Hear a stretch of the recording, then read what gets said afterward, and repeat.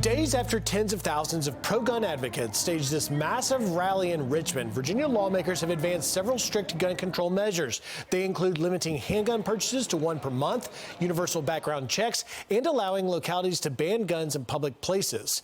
Is Virginia then becoming the start of a nationwide push against firearms? Our next guest stood with those Second Amendment supporters at the rally. Virginia State Senator Amanda Chase joins me now. She was one of the keynote speakers at that rally. Senator, thank you for joining us. You and I spoke on that Monday, but yet it appears that the lawmakers weren't listening to the message.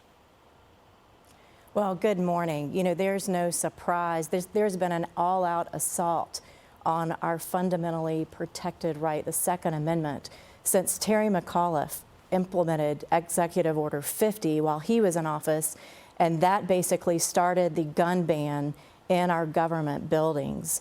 And since Governor Two-Face Northam has been in office, he has continued that anti-constitutional legacy that Terry McAuliffe started. And now what has happened is the Virginia Senate and House and the executive branch, for the first time in 27 years, we've seen a complete liberal socialist takeover of the leadership in the governing leadership in Virginia. I am leading a grassroots movement. I'm a grassroots state senator, and I stand with the people. That's why they put me here. I'm not a politician. And they've reelected me, and they know that I won't back down. And so I have stood in the gap for the people of Virginia. I won't back down. I've stood up for not only the Second Amendment, because what has happened here is there's an all-out war on our Constitution. They started with the Second Amendment, taking away law-abiding citizens' ability to protect themselves, making them defenseless.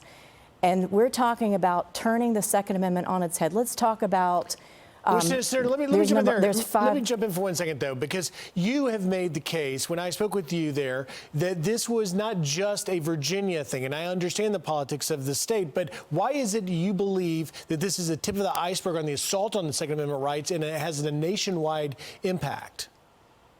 Because Virginia, if you look at Virginia, we are the longest continuous legislative body in the New World.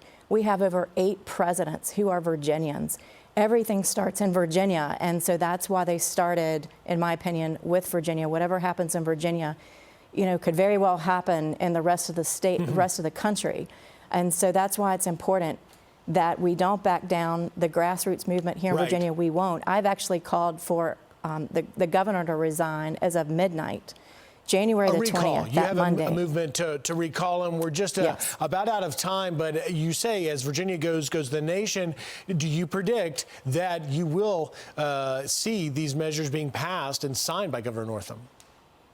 Yes, absolutely he will. I've put out a message out there to people to ask the patrons of these socialist bills that are disarming law-abiding citizens to strike the bill. So on my Senator Amanda Chase Facebook page, we have posted on there pictures, the business contact information so that people can contact these legislators. Our last-ditch effort is to strike their bills. All right. Senator Amanda Chase, thank you for joining us. We'll continue to follow it.